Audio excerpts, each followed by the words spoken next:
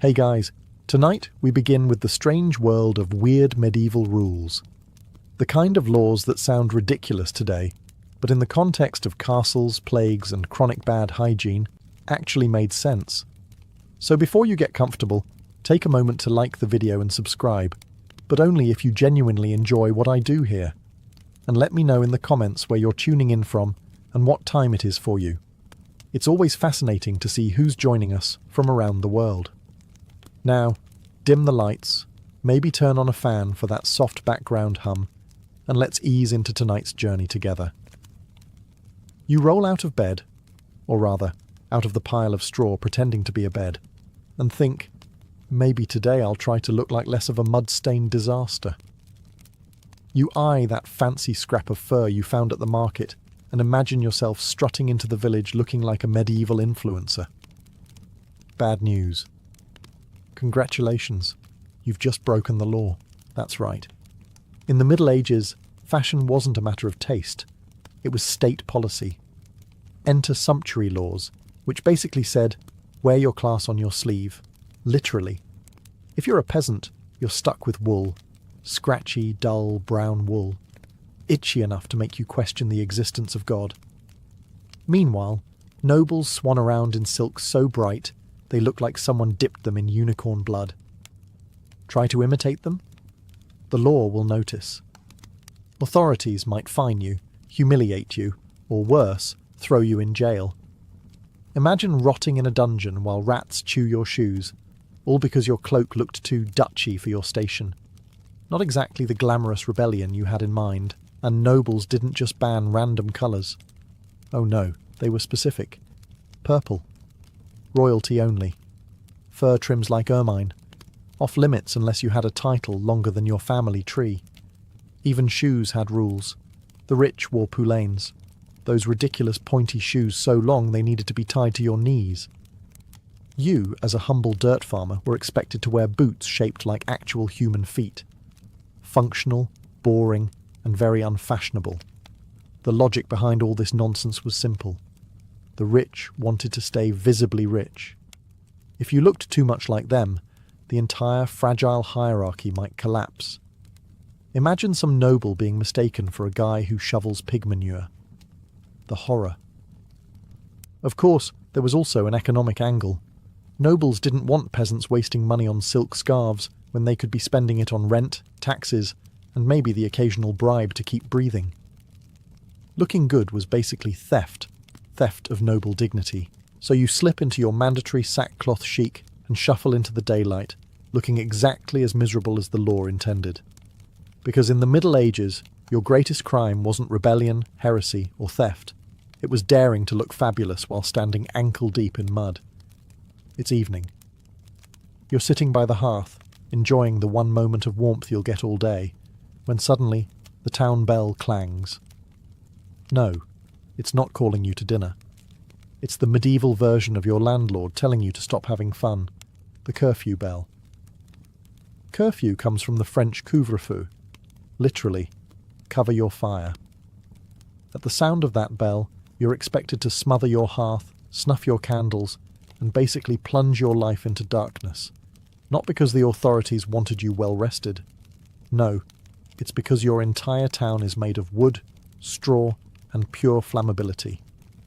One idiot leaving his candle burning could turn the whole place into a flaming inferno before midnight. So the rule makes sense, in theory.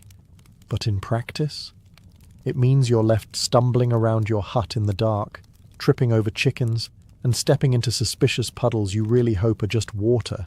Forget reading, not that you can. Forget sewing or working late, unless you enjoy stabbing yourself in the hand with a needle by candlelight. Nightlife, as far as you're concerned, doesn't exist. Of course, the wealthy didn't exactly follow the same rules. Nobles had stone houses and servants to make sure they didn't burn down their castles so they could keep their fires going. But you're stuck with enforced bedtime, courtesy of the bell tower. And if you get caught ignoring it, the fine will cost you more than a week's wages. The bell wasn't just about fire safety either. Darkness kept people indoors, which meant fewer drunks stumbling around stabbing each other, and fewer thieves lurking in alleys. Think of it as the medieval government saying, "We can't stop crime, but we can at least make sure you're too scared to leave your house after dark." So there you are, lying on your straw mattress, wide awake, listening to rats gnaw on the beams and neighbours snoring through thin wooden walls, all because someone decided the safest way to run a town was to treat every resident like a 6-year-old at bedtime. It's not glamorous, but the curfew bell probably saved countless towns from going up in smoke. Still, when you blow out your candle tonight, just remember, the rule exists not because you're irresponsible, but because someone else definitely is. You wake up hungry. You've been fantasizing about roasted pork all morning, maybe even a slab of beef if you're really lucky. You walk into the kitchen, well, the one-room hut you share with your family, and reality smacks you in the face. It's Friday, which means no meat. Again. Welcome to medieval dietary law, courtesy of the church. Nearly half the calendar was off limits for meat. Fridays, Lent, Advent, countless feast days dedicated to saints you've never heard of. It all adds up to more fish than you ever wanted to see. Forget bacon, it's salted herring again. The spiritual message? Discipline and sacrifice. The practical message? Please stop eating all the cows before winter. You might think it's absurd, but it had a logic. Cows were precious. They pulled ploughs, gave milk, and provided leather. If everyone slaughtered them at the first sign of hunger, the agricultural system would collapse faster than your appetite at the sight of another pickled fish. These rules stretched food supplies, boosted the fishing industry, and kept some semblance of order in a world one bad harvest away from famine. Still, that doesn't make it fun. Imagine trudging home after 12 hours in the fields only to find a plate of dried fish glaring at you like it knows you're disappointed. The rich had it slightly better. They had access to sturgeon, eels, or elaborate almond-based fake meat dishes.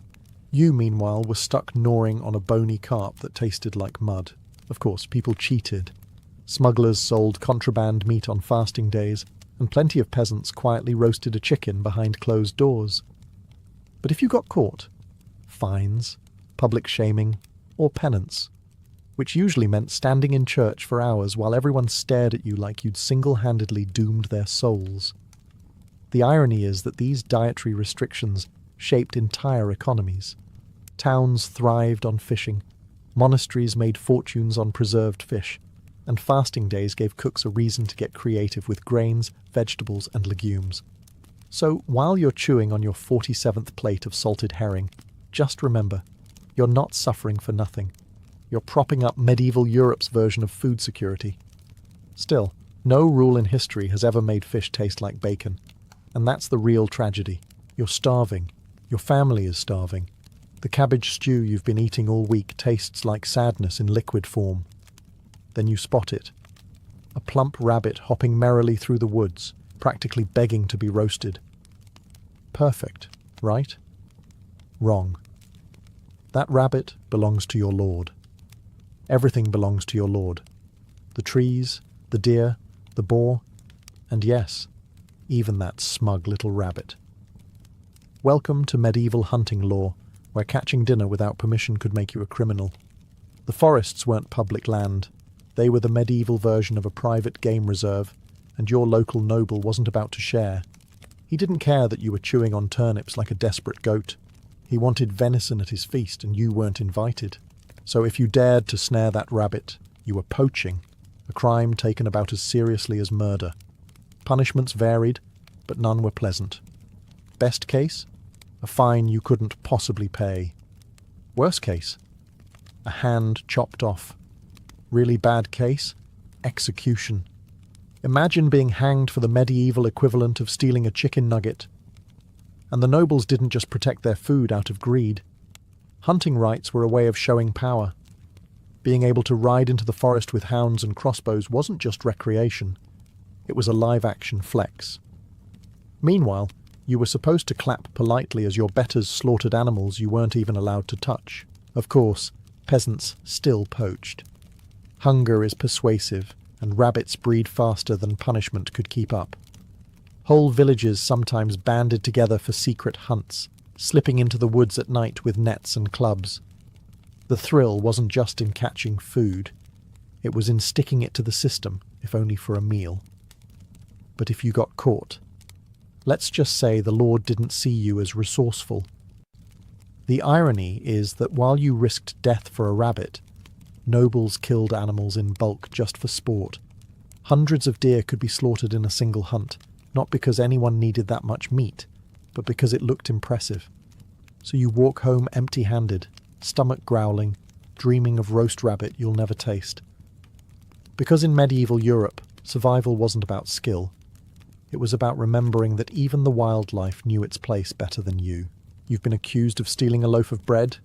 Did you steal it? Doesn't matter. In the Middle Ages, truth wasn't decided by evidence or witnesses. It was decided by God, and God apparently moonlighted as a game show host. Welcome to the trial by ordeal. Justice with the subtlety of a sledgehammer. The logic was simple. If you were innocent, God would protect you. If you were guilty, he'd let you burn, drown, or bleed. Which sounds fair, until you realise that medieval Europe was full of innocent people with terrible luck. Take the ordeal by fire. The judge hands you a red-hot iron bar and says, "Walk 3 paces." You do it, skin sizzling like breakfast bacon. Then they bandage your hand and wait 3 days. If it heals nicely, congratulations, you're innocent. If it festers, which in a world without soap or antibiotics it absolutely will, guilty. Enjoy your punishment. Or maybe you get the ordeal by water. They tie you up and toss you into a pond. Sink? Innocent, though you're now at the bottom of the river. Float? Guilty. The logic here was that pure water would reject liars, which is exactly the kind of nonsense you come up with when no one's invented science yet. And then there was the ordeal by combat. Someone accuses you of a crime, and instead of lawyers, you both grab swords and go at it. God, apparently, chooses the winner. Which sounds noble until you realise the other guy is 6'5" and has been training since birth, while you've been hoeing potatoes. Guess who God favours today? To be fair, these ordeals weren't always taken literally. Priests sometimes interpreted the results to avoid killing too many people. And eventually the church banned ordeals altogether in the 13th century, partly because they realised, burn this guy's hand and see what happens, wasn't the most reliable legal system. But for centuries, trials by ordeal were the gold standard of justice. Which means if you lived back then, your innocence wasn't proven by honesty or character. It was proven by whether or not you could survive medieval party tricks with fire and water. So next time you complain about jury duty, remember, at least no one's asking you to grab a hot iron bar and hope divine skincare saves you. It's Sunday morning. You'd like to sleep in, but the church bells are already ringing like someone's hitting a cow with a frying pan. You drag yourself to mass because if you don't, you risk fines, penance, or worse, public gossip, which in a medieval village spreads faster than the plague. Now here's the catch. After mass, you're not allowed to work. At all. No ploughing, no weaving, no fixing the roof that's currently dripping into your stew pot. The rule is simple. Sunday is God's day, not yours. You're supposed to rest, reflect, and avoid sin. Which sounds great in theory, until you realise your landlord doesn't care if you're resting.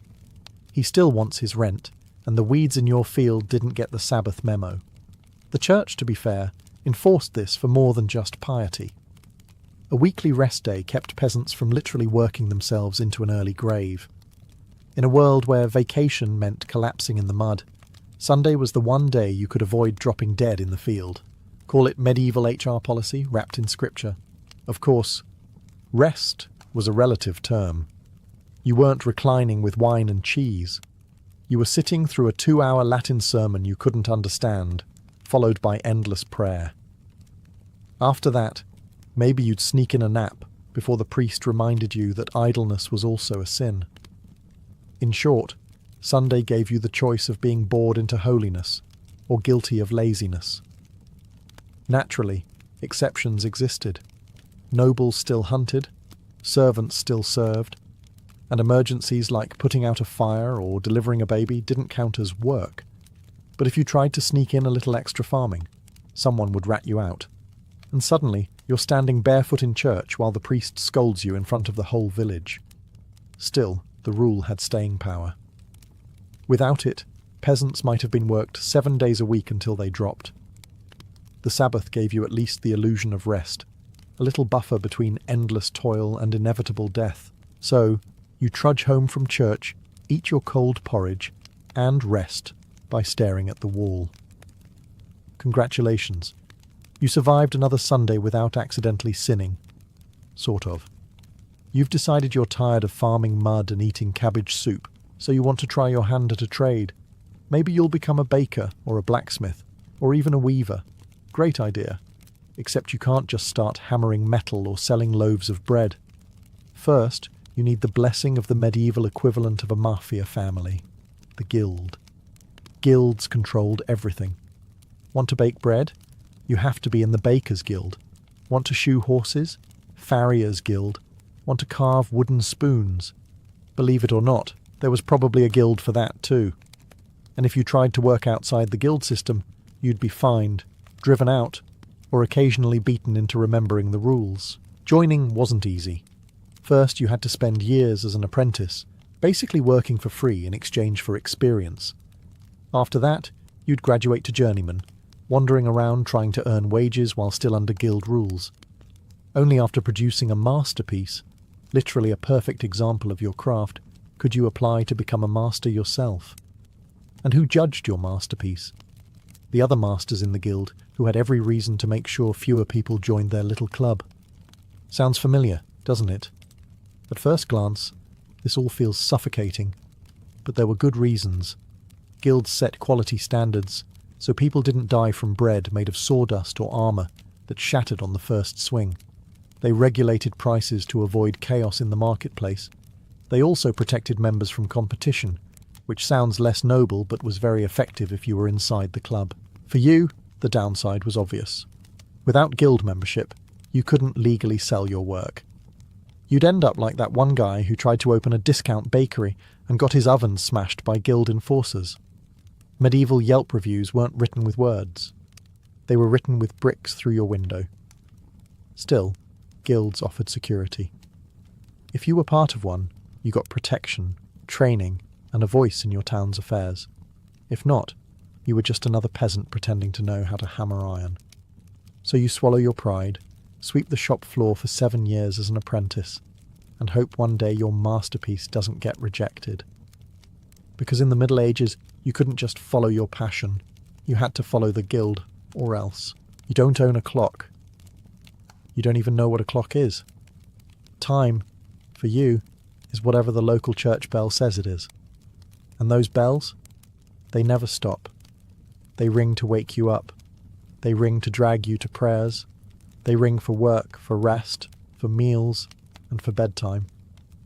Basically, the medieval bell tower was your overbearing parent, and you couldn't even slam your bedroom door to escape it. Picture it. You're in the fields, finally making progress with the plough, when clang, clang, clang. Time to stop and pray.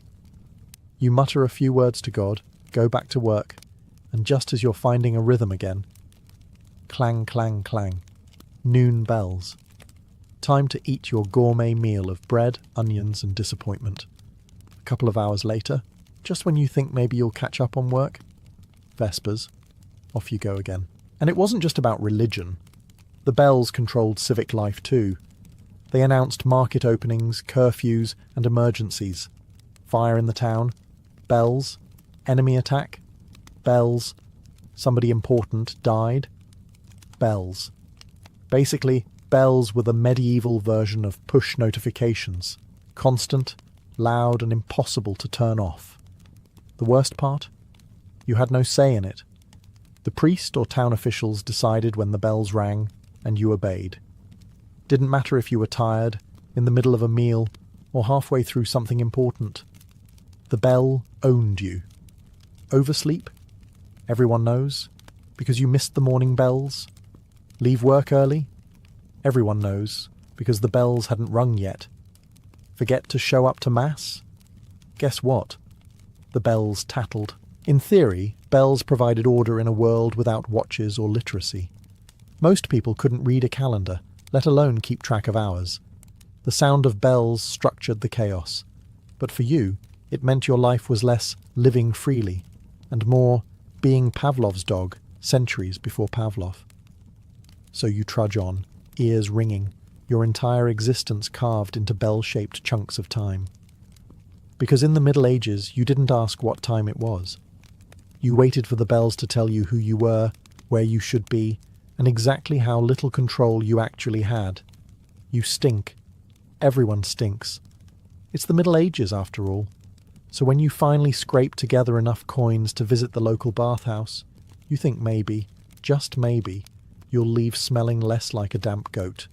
You walk in, ready to scrub weeks of filth off your skin, and find the doors barred shut. Why? Because the town authorities decided bathhouses are basically plague factories.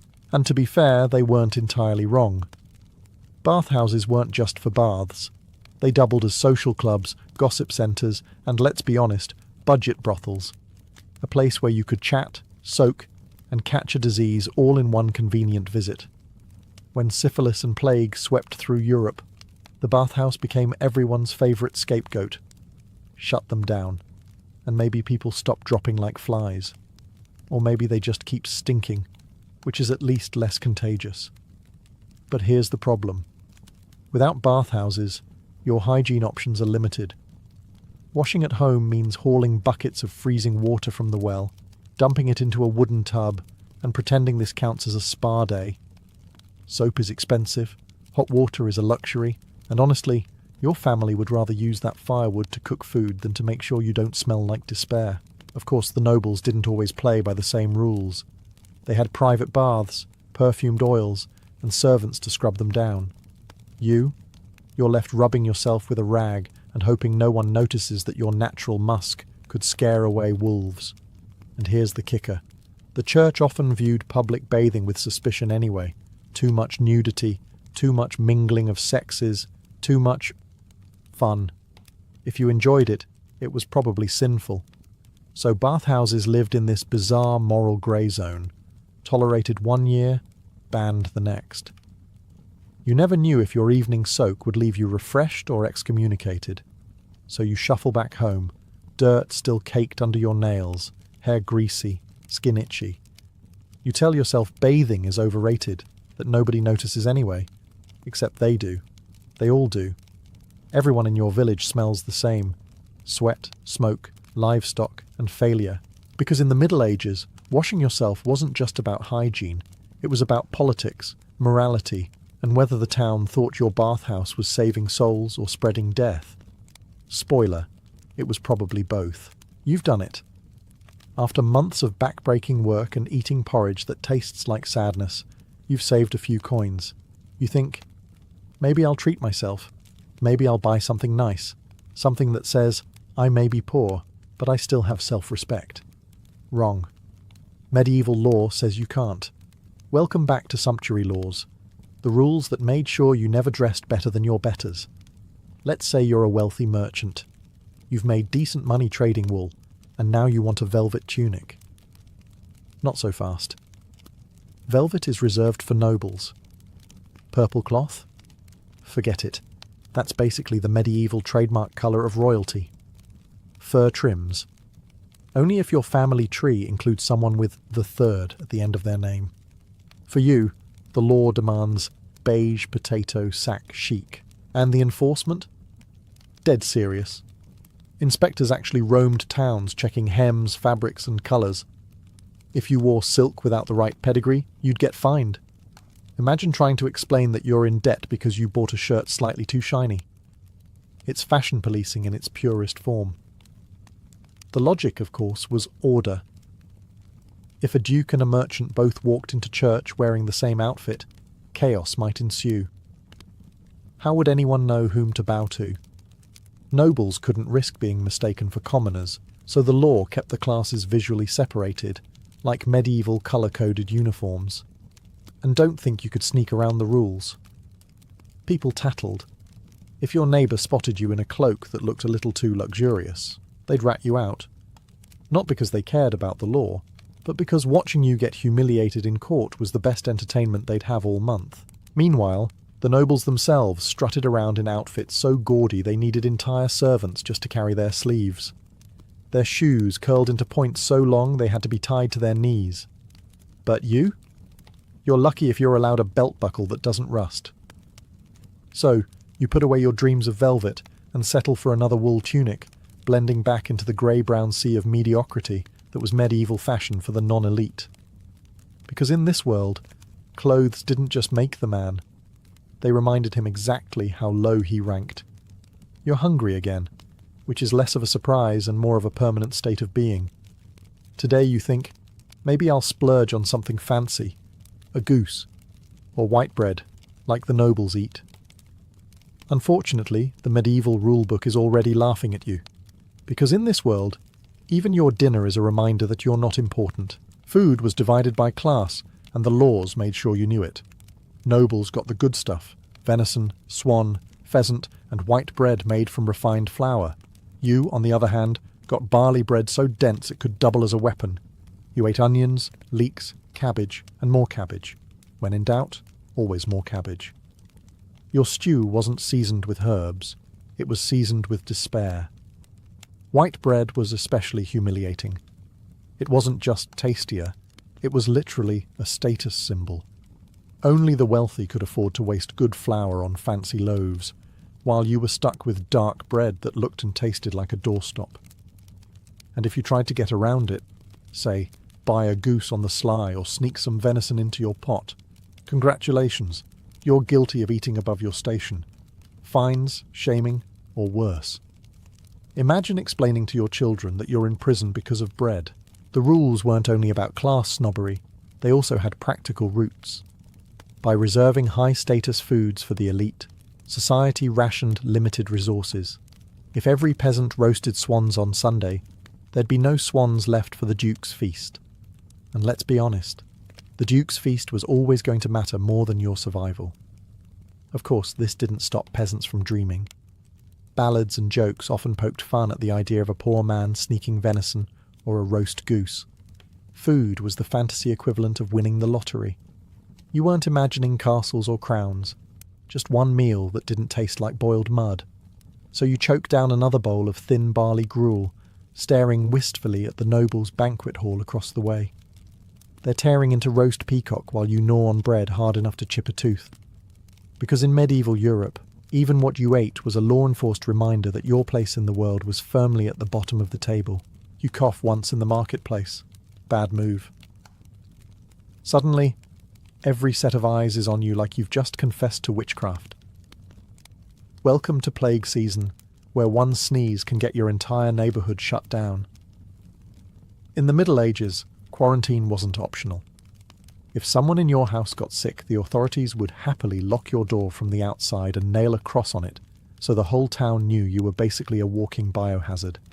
You didn't leave until everyone inside was either cured or buried. Fresh air? Forget it.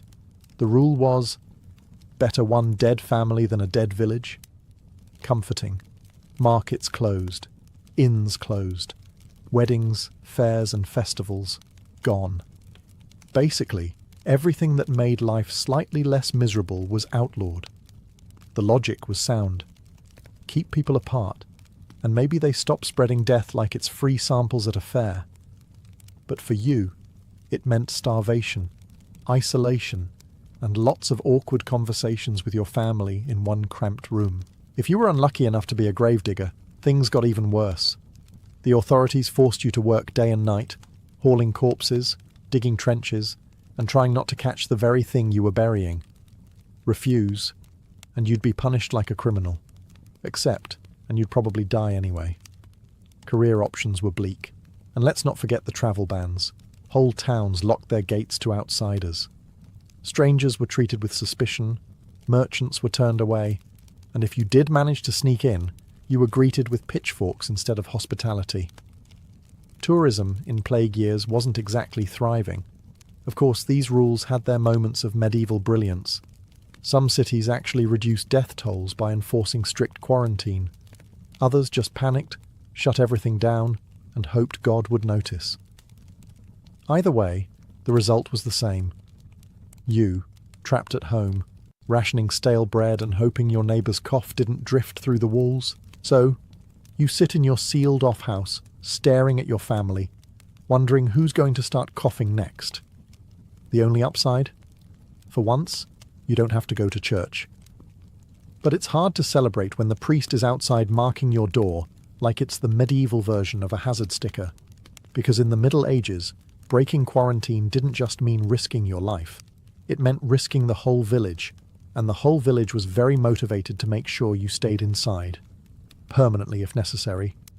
You finally died. Congrats. The bad news? Even in death, the rules still have you by the throat. You'd think burial would be simple. Dig a hole, drop you in, say a prayer, done. But no, this is the Middle Ages. Your final resting place depends less on your soul and more on your wallet. First problem, consecrated ground. If you want to be buried in the churchyard, you need money. Fees for a proper grave, fees for the priest, fees for candles. If you can't pay, your body might get shoved into a mass grave outside the walls with a nice scenic view of the local garbage heap. Hope you like the smell of rotting cabbage because you'll be sharing eternity with it. Second problem, space. Cemeteries filled up fast, and when they ran out of room, the gravediggers didn't exactly expand the real estate. They just dug you up after a few years, tossed your bones in a charnel pit, and recycled your plot. Yes, even in death, you got evicted. Nothing says rest in peace, like being stacked like firewood in the corner of a bone house. Third problem, rules about how you died. Suicide? Forget consecrated ground. Executed for a crime. Your corpse might end up hanging on display or buried at a crossroads so your restless soul wouldn't bother decent people. Die of plague? Straight into the nearest trench, quicklime sprinkled on top. No ceremony, no dignity. And don't think the church was always sympathetic. If you'd been excommunicated, they wouldn't even let your body near holy ground. Basically, sorry, eternal damnation wasn't enough. Now you're banned from the graveyard too. The wealthy, of course, had it better. Nobles got tombs, effigies, and sometimes even a permanent spot inside the church itself, where their marble likeness could glare down at peasants for centuries. You're lucky if your grave marker isn't just a rock with "Here lies nobody important" scratched on it. So, even in death, you realise the Middle Ages never stopped reminding you of your place. The rules didn't just tell you how to live, they told you how to rot. And the final joke? Your descendants will probably forget where you're buried anyway. Because in medieval Europe, even the afterlife had a waiting list. You're sitting in the tavern, a few mugs of ale deep, when your friend mutters something about the bishop's new hat looking like a stolen beehive. You laugh, maybe a little too loudly. Bad idea.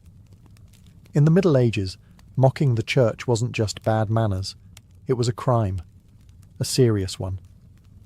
See, the church wasn't just about Sunday sermons and stained glass windows. It was the single largest landowner in Europe, wealthier than kings, and basically the medieval version of both Amazon and the IRS combined, which meant insulting a priest or questioning doctrine was like trash-talking your boss, while the boss owns your house, your food supply, and your soul. Not smart. Punishments varied, but none were pleasant. You might be fined, forced to do public penance. Imagine standing barefoot in church while everyone stares at you like you farted during Mass. Or, if you really pushed it, branded a heretic. And once that label stuck, things got hot. Literally. Because heresy and fire tended to go hand in hand. The rules weren't just about protecting faith. They were about protecting power. The church's authority depended on people believing it was untouchable. If you could mock a priest without consequences, the whole system might start to wobble. And the medieval church did not tolerate wobbling. So, you kept your jokes to yourself. Sure, maybe you whispered them after dark, in the barn, when you were absolutely sure no one was listening. But even then, you had to be careful. Neighbours tattled. People earned favours by reporting blasphemy. And let's be honest, who wouldn't sell you out if it meant a little less penance for themselves? Meanwhile, clergy themselves weren't always models of virtue. Some lived lavishly, had mistresses, or hoarded wealth. But criticizing that, off limits. You had to smile, nod, and pretend that the bishop's 15th course feast was spiritually uplifting while you gnawed on stale bread. So you bite your tongue, laugh politely at sermons, and never, ever make jokes about priests in public again. Because in the Middle Ages, free speech didn't exist.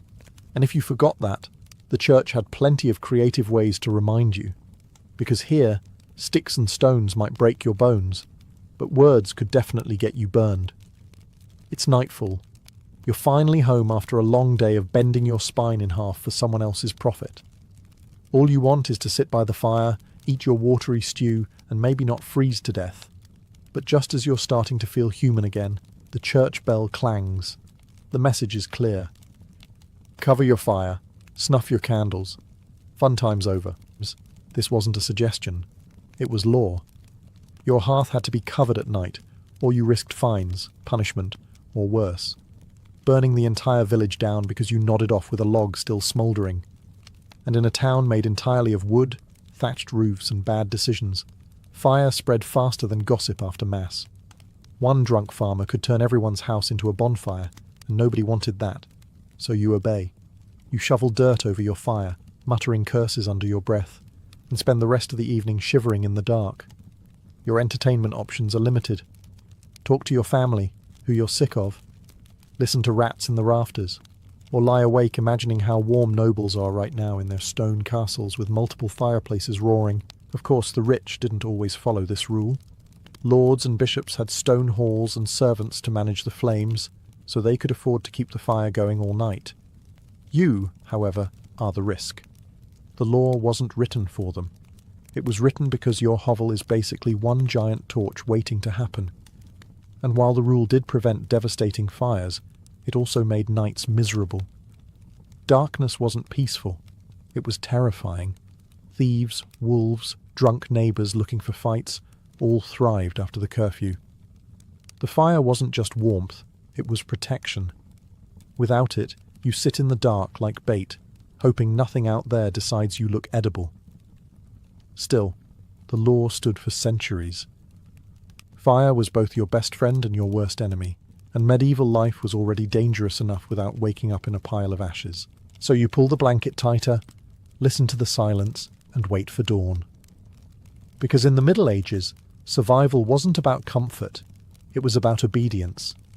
And if that meant freezing at night so the whole town didn't burn, then congratulations, you've once again suffered for the greater good. Exile was nothing new in the Viking world. Honour-bound societies had a brutal way of dealing with troublemakers. If you killed the wrong man or upset the fragile balance of power, you were outlawed. That's exactly what happened to Eric the Red. After a series of violent disputes in Iceland, including a blood feud that left men dead, Eric was sentenced to banishment. With nowhere to go, he looked westward, chasing stories of a distant land glimpsed by sailors blown off course. When Eric's ship finally cut through the fog and ice to reach Greenland's coast, it must have seemed more punishment than promise. The horizon was jagged with glaciers. The valleys were windswept and barren, the soil thin and rocky. Winter bit hard, even in summer months. To most, this was no place for farming, much less raising families. But Eric was not just a warrior, he was a salesman.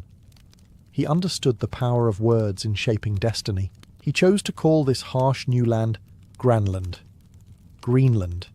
It was a bold lie, but a useful one. Where others saw cold stone and snowfields, Eric painted a vision of fertile meadows and grassy slopes. The name alone suggested hope, a place where farmers might prosper, where families could start fresh, and where land-hungry settlers could escape the overcrowding of Iceland. His genius was not in taming Greenland, but in convincing others it could be tamed. Back in Iceland, Eric spread his pitch with the confidence of a seasoned chieftain. He told of valleys where sheep would graze, of fjords rich with fish, of hillsides ready for ploughs. He emphasized abundance, not scarcity. The promise of land was irresistible to Viking families pressed by growing populations and limited resources at home. By 985 CE, Eric had gathered a fleet of longships filled with hopeful settlers, livestock, and tools. Some came for necessity, others for adventure. They risked everything on Eric's promise, leaving familiar soil for a world that was more ice than green. What awaited them was not paradise, but survival at its harshest. Yet without Eric's cunning rebranding, Greenland might have remained an empty wilderness, known only to drifting sailors. Instead, it became the stage for one of the boldest experiments in Viking endurance. In the summer of 985 CE, the Great Gamble began. Eric the Red had convinced dozens of families to join him, and together they prepared their longships for the most dangerous voyage of their lives. Unlike raiding expeditions, this was not a quick strike across the sea. These ships carried everything needed to build a society from scratch: cattle and sheep crammed into pens on deck, goats tethered beside barrels of water, sacks of grain for planting, iron tools, and chests of precious cloth and timber. Children clung to their mothers, while warriors stood at the rails, scanning the horizon for danger. The crossing from Iceland to Greenland was no gentle cruise. The North Atlantic was a cruel teacher, and the Vikings knew it well. Fog rolled in thick, hiding the cliffs and reefs until they seemed to spring from nowhere. Sudden squalls ripped through sails, snapping ropes and drenching passengers to the bone. Sea ice floated in great jagged slabs, threatening to crush a hull if struck. Many nights the only sound was the creak of timber and the prayers whispered into the dark. Not every ship survived. The sagas tell us that of the 25 or so longships that set out, only about 14 reached Greenland. The rest were lost to storms, shipwreck, or forced to turn back, limping home with broken masts and shattered hopes. Those who pressed on did so with grim determination. To turn back meant shame. To continue meant danger, but also the chance at new land and freedom from old debts. Life aboard ship was cramped and relentless. Families huddled under woolen cloaks, fighting seasickness and hunger. Meals were hard bread, dried fish, and whatever could be boiled in seawater. Livestock fouled the decks, and the stench clung to everyone. Yet there was also resilience. Women spun yarn from wool even at sea, keeping their hands busy. Men sang rowing chants when the wind died, voices rising against the howl of the waves. Children, too young to understand the stakes, found moments of laughter, playing with driftwood toys between bouts of terror when the ship pitched too violently. After weeks of this peril, the settlers finally sighted Greenland's icy cliffs. Exhausted, battered, but alive, they had crossed the most unforgiving waters in the world. The land that rose before them was no green paradise, but it was theirs, and that was enough to begin. When the settlers first stepped onto Greenland's rocky shores, relief quickly gave way to reality. There were no forests to cut for timber, no soft fields ready for farming, and little sign of abundance. The mountains were bare, the valleys narrow, and the climate unforgiving. If the Vikings were to survive here, they would have to wrestle a home out of the land itself. The solution was both simple and ingenious. Turf houses. Strips of sod were cut from the ground, stacked like bricks, and packed tightly together. The walls could be several feet thick, insulating against the freezing winds that swept down from the glaciers. Driftwood, washed ashore after long journeys across the sea, became the skeleton of their dwellings. Roof beams, door frames, and supports. The Vikings learned to scavenge every scrap of wood that the ocean offered, treating each log as treasure. Inside, these homes were dim and smoky. The only light came from small openings covered in animal skins, while fires smouldered in stone hearths, filling the rooms with both warmth and choking fumes. Yet compared to the cold outside, they were sanctuaries. Families slept side by side on benches lined with furs, sharing body heat through the endless winter nights. The smell of drying fish, smouldering peat and livestock penned nearby clung to every corner. It was far from luxurious, but it was survival. The settlement grew slowly, with each family carving out a farmstead. Barns and byres were built into the landscape, sheltering cattle, sheep and goats through the frost. Fences were woven from driftwood or stone, enclosing precious pastures where animals grazed during the short summer. Women worked tirelessly at spinning wool, weaving cloth, and tending to children, while men hunted seals, caribou, and even the occasional polar bear to supplement the meagre stores of food. The communal effort bound the settlers together. Neighbours shared labour, tools, and stories around the fire. The harshness of Greenland demanded cooperation. Isolation meant death. Yet within this frozen frontier, the Vikings managed to recreate a version of their Scandinavian homelands. Halls for feasting, farms for families, and even small churches in later years. What they built was not just shelter, but hope. These turf and driftwood homes symbolized their refusal to yield, proof that even in one of the world's harshest environments, the Vikings could carve out a world of their own. To a Viking farmer, fertile soil was wealth itself. But in Greenland, soil was scarce, thin, and stubborn. The settlers quickly learned that farming here was nothing like in Iceland or Norway. Summers were short, barely long enough for grass to grow, and winters dragged on endlessly. Yet the survival of the colony depended on coaxing every scrap of food from the land. Sheep and goats became the backbone of their farms. They could graze on the tough grasses that clung to the valleys and provided wool, milk, and eventually meat. Cattle were more difficult, prized for their milk and status, but costly to feed during the long winters. Storing hay was an all-consuming task. Families spent summers cutting every blade of grass they could find, drying it, and stacking it in barns for the dark months ahead. A shortage of hay meant starvation, for animals and people alike. Crops were limited. Barley and rye were attempted in sheltered plots, but the yields were meagre. The settlers relied heavily on dairy, butter, cheese, and curds that could be stored and traded. Fish and seal meat filled in the gaps, though hunting was risky and often required long journeys across treacherous ice.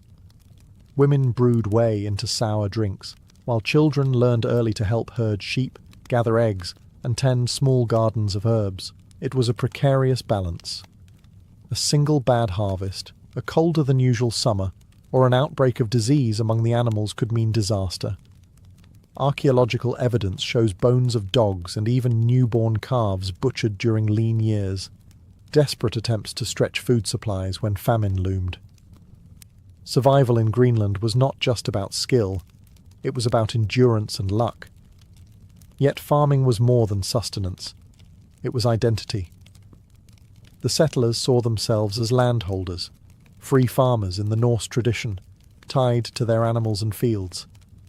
Even in this icy frontier, they clung to the rhythms of home, milking at dawn, hay cutting in summer, slaughtering livestock in autumn, storing food for winter. Farming anchored them in a world that constantly threatened to sweep them away. Greenland tested their resolve at every turn.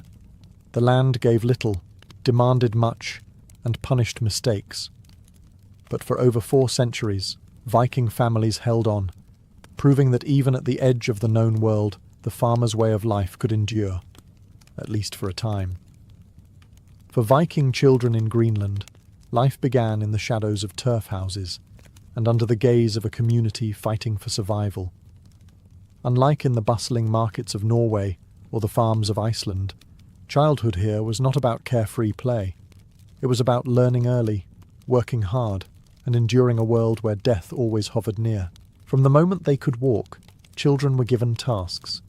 The youngest carried water, gathered dung for fuel, or helped keep watch over sheep grazing in the valley. Slightly older children herded goats, milked cows, or collected driftwood along the fjord. Girls learned to spin wool and weave under the patient, if stern, guidance of their mothers, while boys trailed their fathers into the hills, watching how to hunt seals, set nets for fish, or carve tools from bone. Childhood was apprenticeship, and mistakes could be costly. Still, there was room for joy. Archaeologists have uncovered small carved toys, horses, boats, and figures, fashioned from bone and wood. These fragments suggest that even in hardship, parents tried to give their children laughter. The fjords became playgrounds where kids skipped stones across the water or raced to climb rocky slopes. But always, play was tempered by responsibility. Childhood was brief, adulthood came quickly. Education was oral, steeped in stories and sagas. Around the hearth at night, elders told of Odin and Thor, or the voyages of legendary ancestors.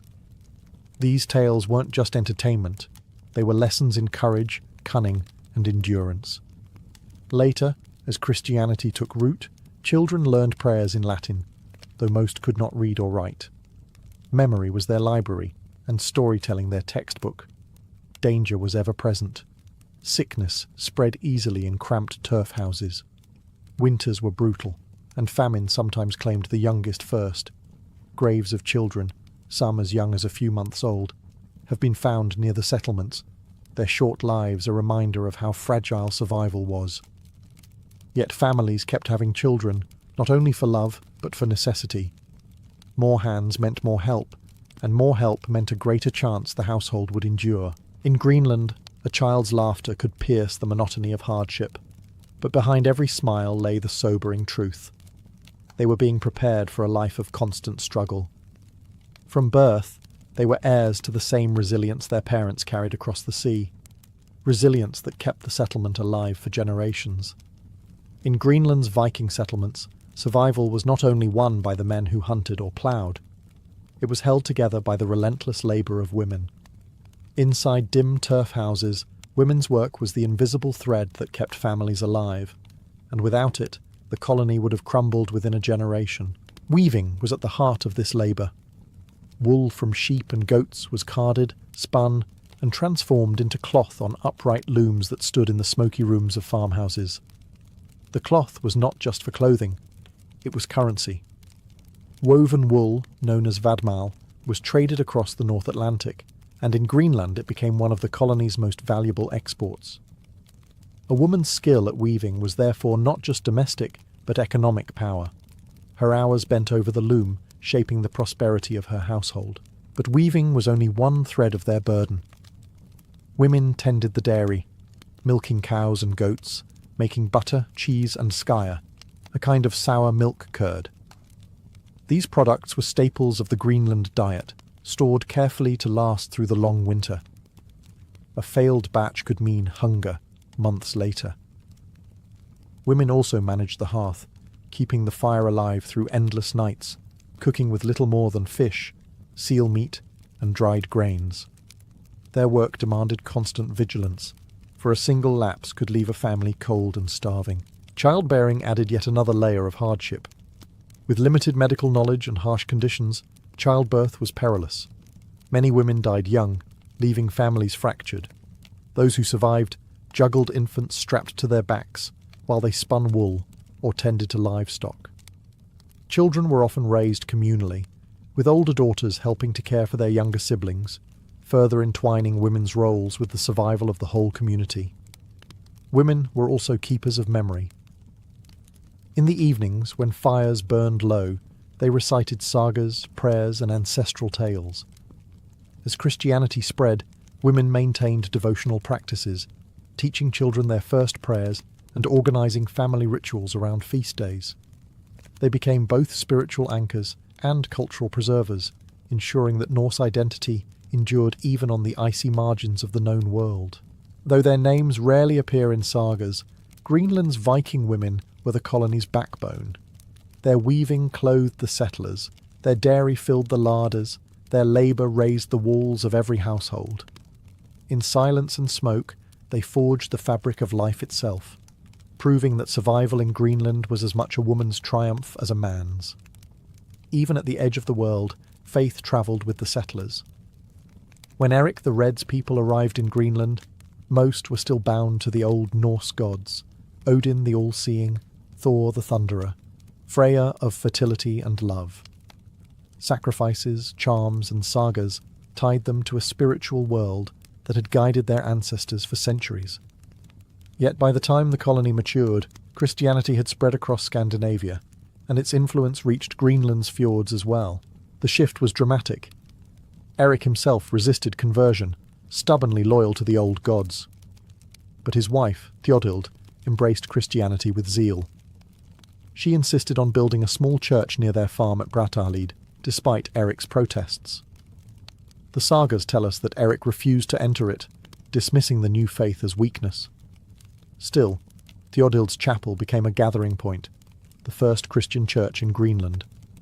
From that modest turf-walled structure, Christianity began to take root. By the early 12th century, the colony had bishops, priests, and stone churches, most famously the great cathedral at Gardar. Its remains still stand today. Thick stone walls rising above the grass, silent testimony to faith in a land where survival itself was a daily battle. Religion brought more than ritual. It tied Greenland to the wider world. Bishops in Norway sent priests, and Greenlanders sent back walrus ivory, furs and hides to pay tithes and keep their spiritual lifeline alive. Faith also reshaped daily life. Pagan feasts were replaced or reinterpreted through Christian holidays. Children were baptized, marriages blessed, and the dead buried in consecrated ground. Even in this harsh frontier, settlers wanted to be part of the universal Christian community, to know their souls were connected to those in Norway, Iceland, and beyond. Yet traces of the old ways lingered. Amulets shaped like Thor's hammer have been found alongside crosses, suggesting that many Greenlanders hedged their bets, carrying both traditions into the uncertain future. In such a perilous land, it made sense to call on every possible power, old and new. Faith gave Greenland settlers something beyond survival. It gave meaning. To bow their heads in prayer within turf churches while winds howled outside was to insist that life here was not merely endurance, but part of a divine order. Their faith did not melt the ice or soften the soil, but it gave them the courage to face both. Greenland may have felt like the edge of the world, but the Vikings who lived there were never entirely cut off. From the beginning, survival depended on maintaining ties with Iceland and Norway.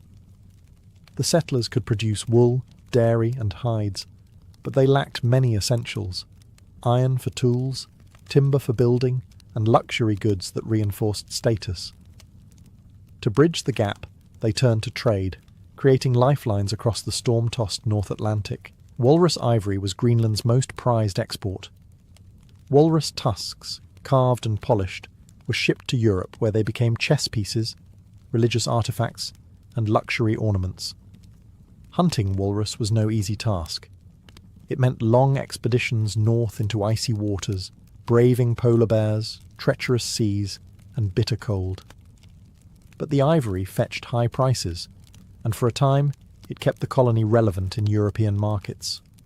Alongside ivory came furs, seal skins, and even rope made from walrus hide, all commodities that tethered Greenland to the wider medieval economy. In exchange, ships brought grain, iron, wood, and goods that could not be produced locally. Priests and bishops travelled back and forth, ensuring the colony's spiritual connection to the church. Letters and rumours carried news of kings, crusades, and wars that felt impossibly distant, yet still shaped Greenland's fate. Each ship that arrived in the fjords was both a relief and a reminder. They were not forgotten, but they were far away. Yet, isolation always loomed. Years could pass without a single ship from Europe. Storms, politics, or simple neglect could silence Greenland's link to the outside world. During these gaps, settlers had to stretch dwindling supplies, repair broken tools with bone or stone, and improvise where trade would once have saved them. The psychological weight of this uncertainty was immense. Every summer, families scanned the horizon for sails, hoping, praying that a ship would appear. Despite the hardships, Greenlanders remained proud participants in the Norse world. They told stories of Leif Erikson sailing even further west, toward lands of forests and game. They sent gifts to kings and churches, asserting their place in the Norse tapestry. But beneath this pride was a fragile truth. Their survival hinged on ships that might not come. Greenland was connected, yes, but always precariously so, caught between trade and isolation, belonging and abandonment. For centuries, the Norse of Greenland endured, carving a fragile life out of the ice. But by the 14th and 15th centuries, the settlements began to weaken. Archaeology and sagas together hint at a slow unravelling. Not a single dramatic collapse, but a steady fading, like a fire that runs out of fuel. Climate was one enemy. The so-called Little Ice Age gripped the North Atlantic, bringing colder winters and shorter summers. Pastures shrank, hay harvests failed, and livestock starved. Farming, always precarious, became nearly impossible. Families slaughtered animals early, cut back on herds, and struggled to keep food in storage. Children's bones from late burials show signs of malnutrition, proof that hunger haunted the colony's final years. Trade also faltered. As walrus ivory lost value in Europe, displaced by elephant ivory from Africa, Greenland's main export collapsed. Fewer ships came. Without imports of iron, timber, and grain, the settlers turned inward, repairing tools with bone, patching roofs with whatever wood drifted ashore. Isolation, once an inconvenience, became a death sentence. Conflict with the Inuit may have played a role as well. The Norse called them skraelings, and though evidence suggests contact, trade, and occasional coexistence, tensions surely flared. Inuit kayaks and hunting techniques were better suited to the Arctic environment. As Norse farmers clung stubbornly to European ways, the Inuit thrived where they faltered. Some scholars believe competition over resources, seals, walrus, and fishing grounds deepened the Norse struggle. Religion remained strong to the end. Churches were still built, and priests still held mass, even as pews emptied. A wedding feast in the early 15th century is the last written record of Norse Greenland, a snapshot of joy in the face of decline. After that, silence. By the mid-1400s, no ships returned, no messages came. The colony vanished from European memory, its people absorbed into the land they had fought so hard to claim. When explorers later rediscovered the ruins, stone churches, collapsed farmhouses, abandoned fields, they found haunting reminders of resilience. Turf walls still stood against the wind, gravestones marked names long forgotten. The Norse of Greenland had not failed for lack of courage, but because even courage has limits.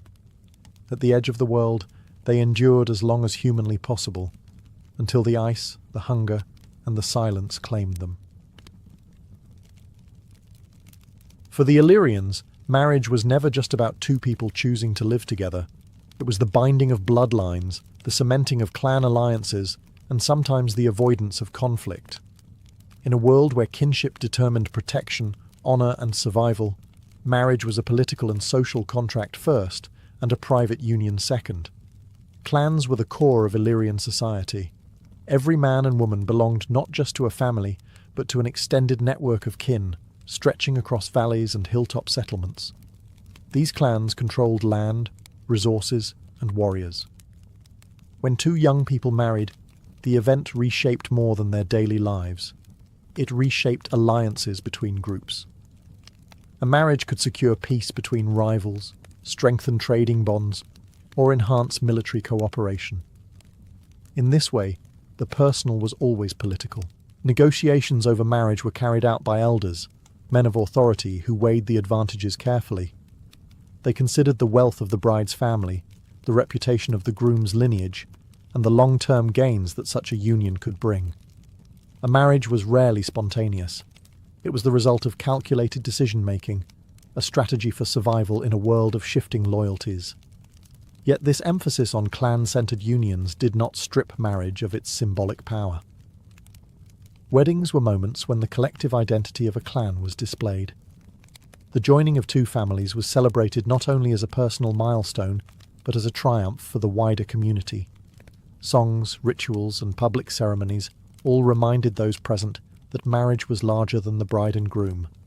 It was a new link in the chain of kinship that bound the Illyrians together. For the individuals involved, this clan-centered view could be both a blessing and a burden.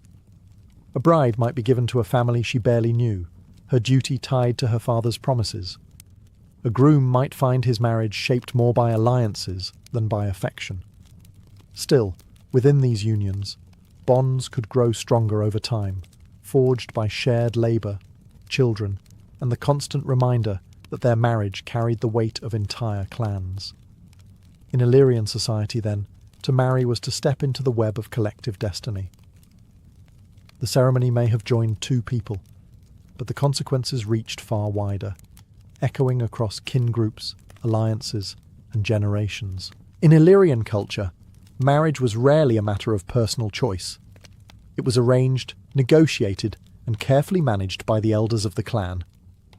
Fathers, uncles, and respected male leaders were the architects of these unions, sitting together to weigh the potential benefits and obligations of every match.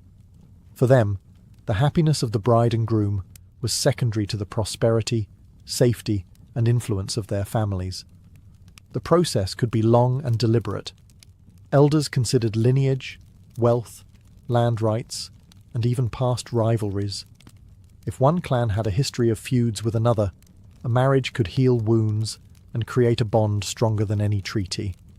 If a family needed to solidify its standing, marrying into a wealthier or more respected clan was a way to elevate status. For warrior families, unions could ensure military support in times of conflict. In every case, marriage was a calculated step in the chess game of survival. For the bride and groom, this often meant little say in their own futures.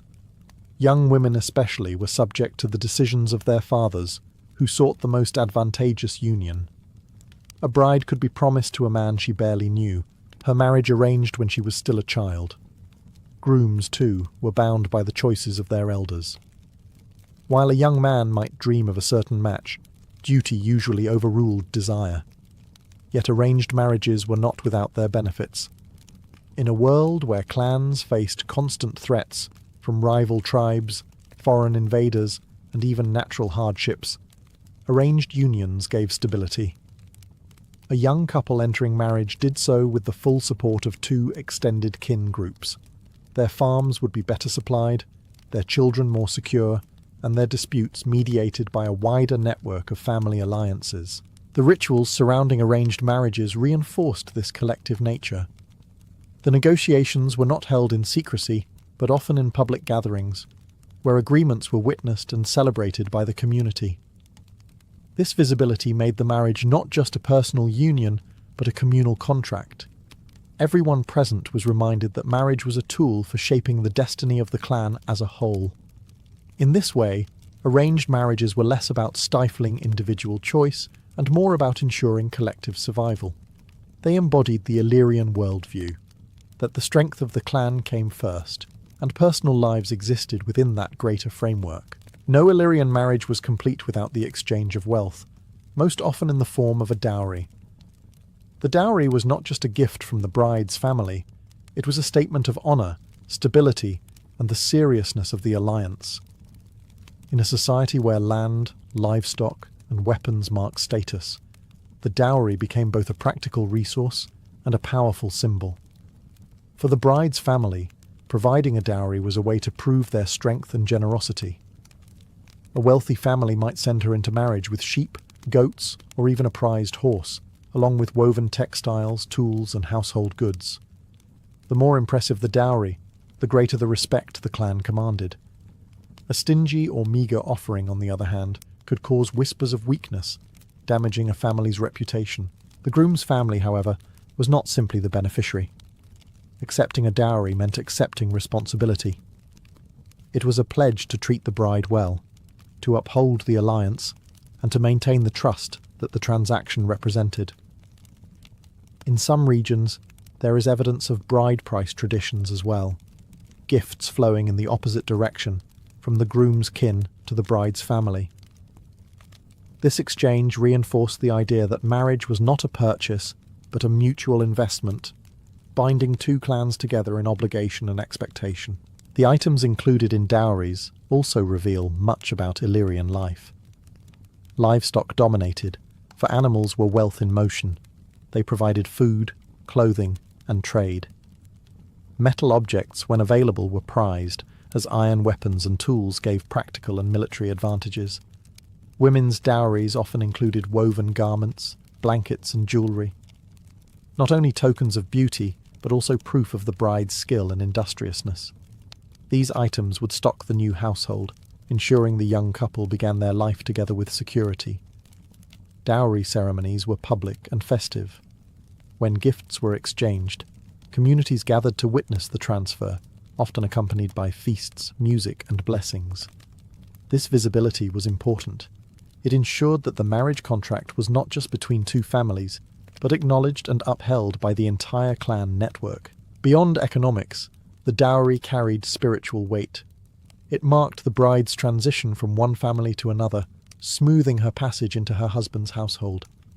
In this way, the dowry was not only wealth, but a bridge, connecting old ties with new responsibilities and ensuring that the alliance would endure.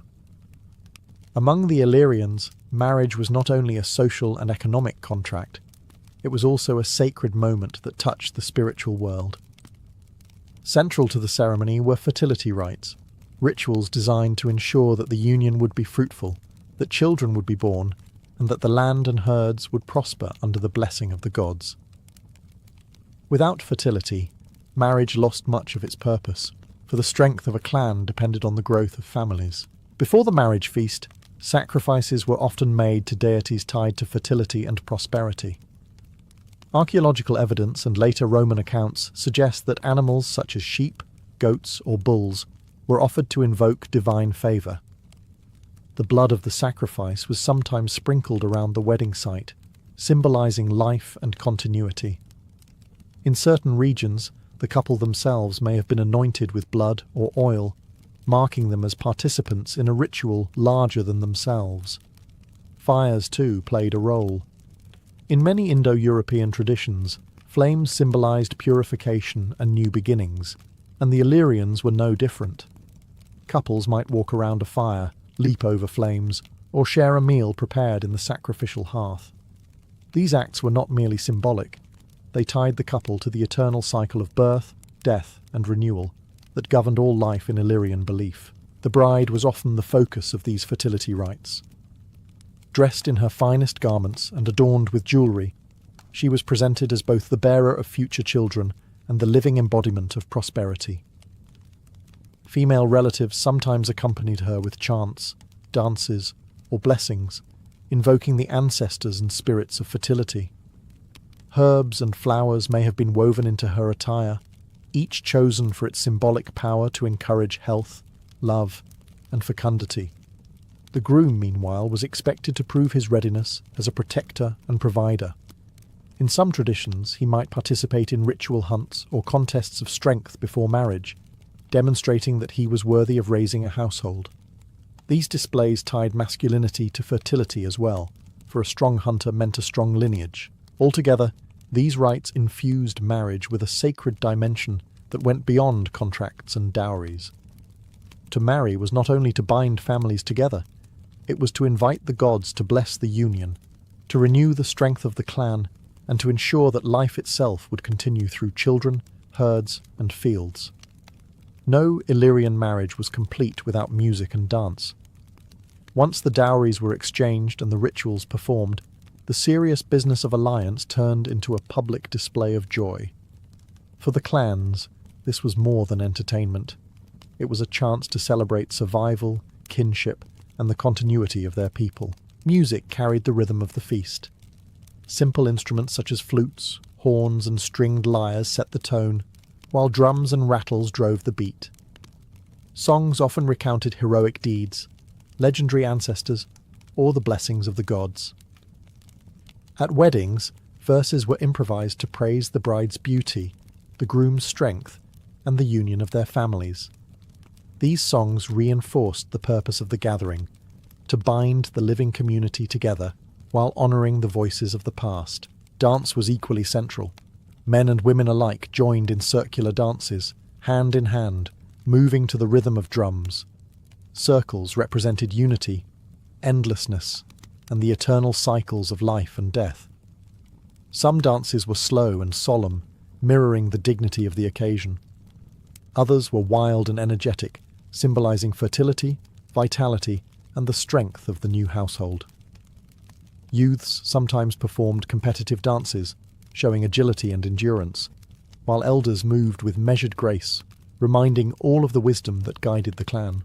The feasting that accompanied these performances was lavish, at least by Illyrian standards. Roasted meat from sacrificial animals was shared among all, with the choicest cuts reserved for the bride, groom, and leading elders. Wine, mead, or fermented drinks flowed freely, loosening tongues and fueling songs late into the night. Food was not merely nourishment, but part of the ritual. Eating together was an act of solidarity, a sign that the whole community stood behind the new marriage.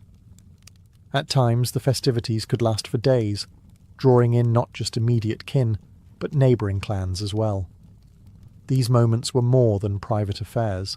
They were opportunities to reinforce alliances, settle disputes, and remind everyone of the bonds that connected them. Laughter, dancing, and song helped smooth tensions, ensuring that even rival families could share in the joy of the occasion. In this way, Illyrian wedding celebrations were not frivolous diversions. They were affirmations of life and continuity, where music, dance, and feasting transformed the obligations of marriage into communal joy. Through rhythm, movement, and shared food, the people of the Highlands declared, "This union is not just for two, but for us all." For the Illyrians, marriage was not only a social and economic alliance, it was a sacred act requiring the blessing of the gods, and blessings in their world were rarely free.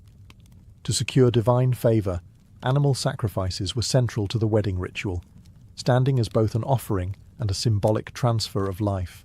The type of animal chosen depended on the wealth and standing of the family. A wealthy clan might sacrifice a bull or a horse, animals associated with strength, fertility, and prestige. More modest families might offer sheep, goats, or pigs, creatures still tied to prosperity and reproduction. Regardless of size, each sacrifice carried the same weight. A life given to ensure the fertility of the new couple, the health of future children, and the prosperity of the united clans. The act itself was often public, performed before the gathered community. Priests or clan elders with ritual authority oversaw the proceedings. The animal was adorned with garlands or painted markings, then led to an altar or sacred stone. With prayers and invocations to Illyrian deities, its blood was spilled onto the ground, mingling with the soil as a sign of renewal and continuity. The earth drank the sacrifice, and in return, it was believed, the gods would grant abundance. Parts of the animal were often burned in a fire, the smoke rising toward the heavens as a message to the divine. The remainder was cooked and shared among the guests during the wedding feast. This act of communal eating gave the sacrifice a second meaning. It reminded all present that marriage was not only blessed by the gods, but also sustained by the unity of the people. To eat the sacrificial meat was to partake in the sacred contract, binding every participant to the success of the marriage. Sacrifice also carried an element of protection. The spilling of blood was thought to ward off evil spirits and misfortune, shielding the couple from harm in their new life together. It was a way of cleansing, ensuring that no bad omens followed them into their household.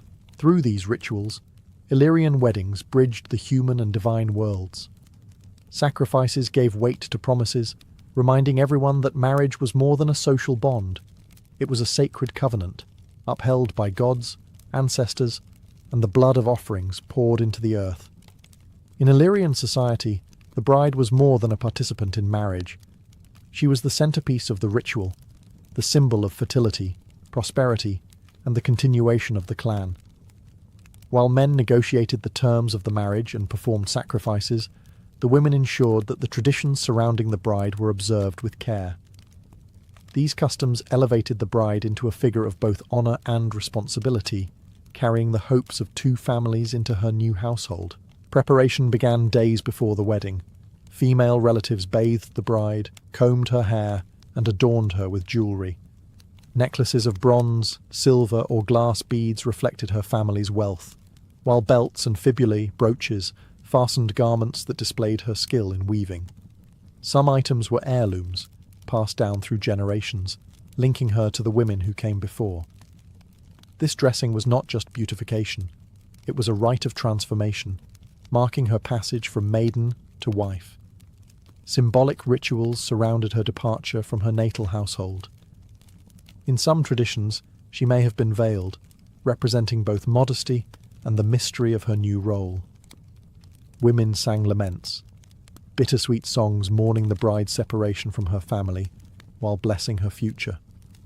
These chants underscored the reality that marriage meant leaving one world behind to enter another. The journey to the groom's house was itself a ritual. Often accompanied by relatives, the bride was led in procession, sometimes on horseback, sometimes on foot, through the community. Along the way, neighbours blessed her with gifts of food, drink, or tokens meant to ward off misfortune. This public passage transformed her from daughter to wife before the eyes of all, ensuring her transition was witnessed and legitimised. Once at the groom's home, additional rituals reinforced her new identity. She might circle the hearth, symbolising her entry into the spiritual heart of the household. Bread, milk, or honey could be offered to her as omens of abundance. In some cases, she lit a new fire in the home, carrying forward the symbolism of continuity and fertility. Despite her limited voice in the arrangement of her marriage, the rituals centered on the bride affirmed her vital role. She was not merely moving between families, she embodied the promise of future generations, carrying with her the blessings of her kin, the hopes of her ancestors, and the sacred trust of ensuring the clan's survival.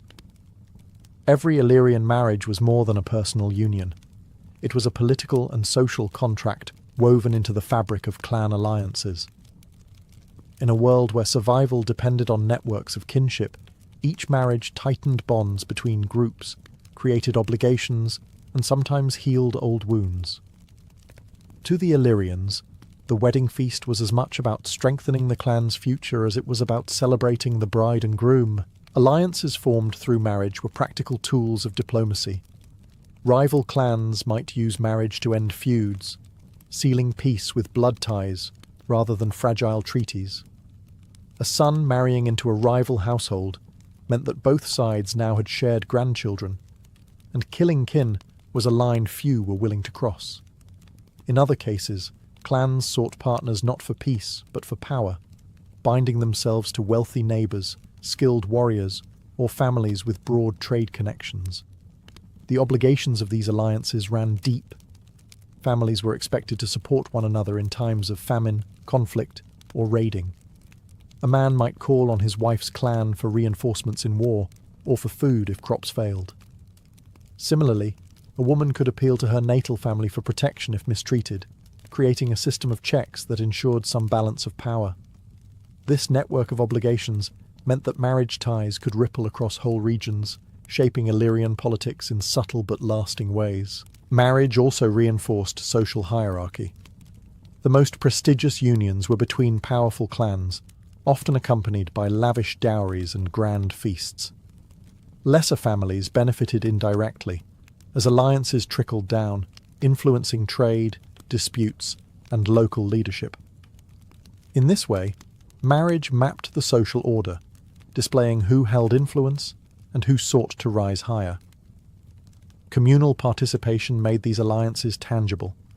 When a wedding was celebrated, the entire community witnessed the new bond. Songs praised not just the bride and groom, but also the unity of clans. Guests who feasted together became part of the covenant, reminded that their fortunes were now intertwined. In essence, marriage was the glue of Illyrian society. It bridged rivalries, bolstered security, and maintained the delicate balance of power among fiercely independent clans. While two young people stood at the centre, the real marriage was between entire lineages, their shared destiny binding them far more tightly than any written contract ever could. Though the Illyrians eventually faded from history, absorbed into the Roman world, and later overshadowed by new cultures, echoes of their marriage traditions lingered long after their tribal societies dissolved.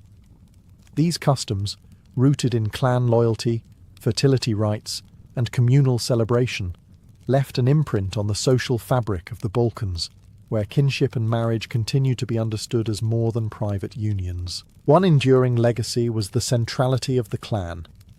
The Illyrians believed marriage bound not only individuals, but entire lineages, a concept that persisted for centuries in Balkan villages.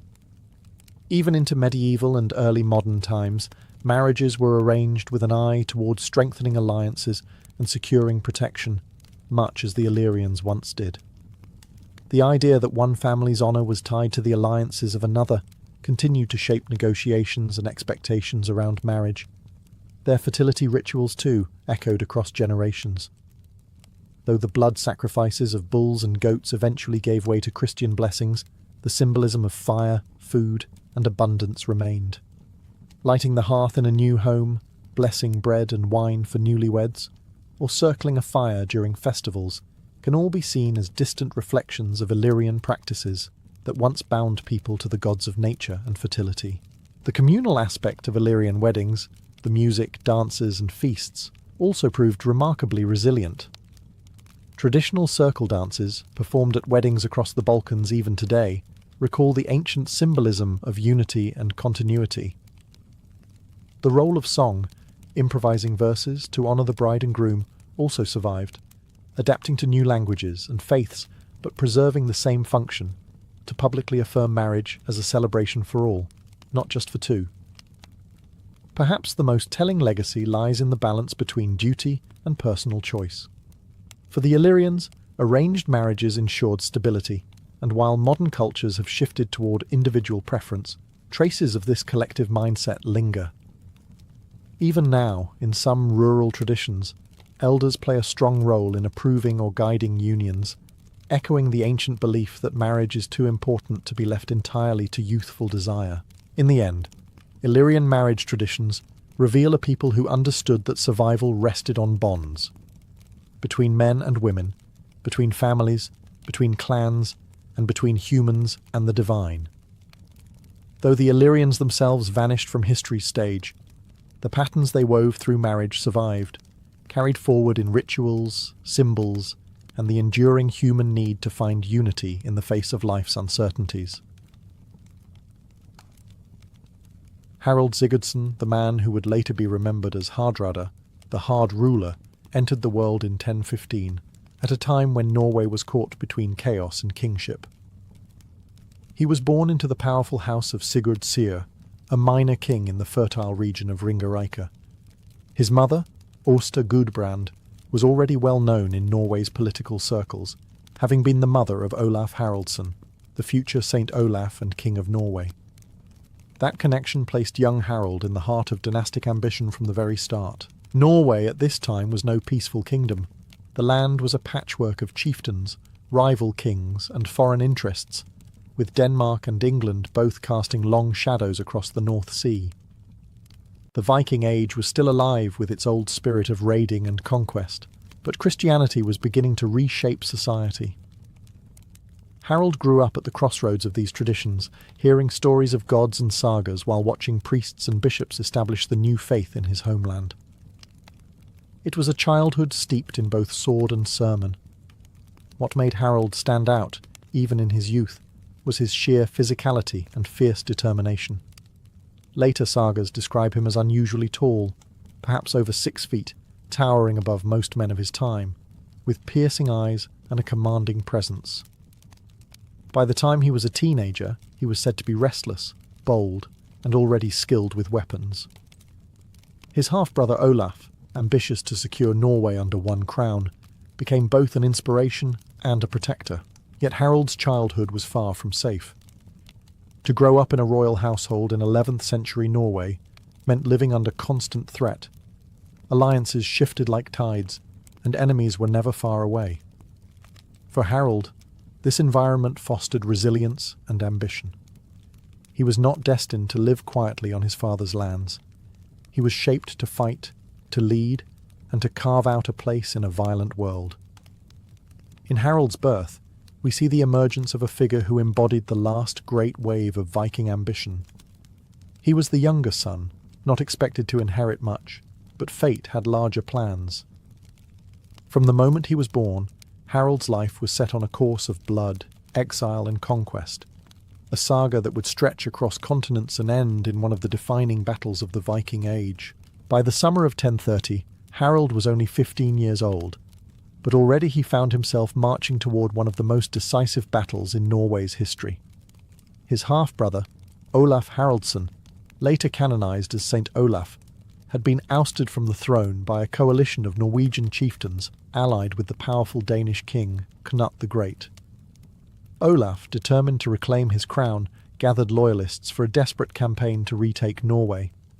Among them was young Harald, eager to prove himself in battle. The armies met at Stiklestad, a rural valley that would forever be etched into legend. On one side stood Olaf and his faithful warriors, many of them drawn from the smaller clans still loyal to his rule.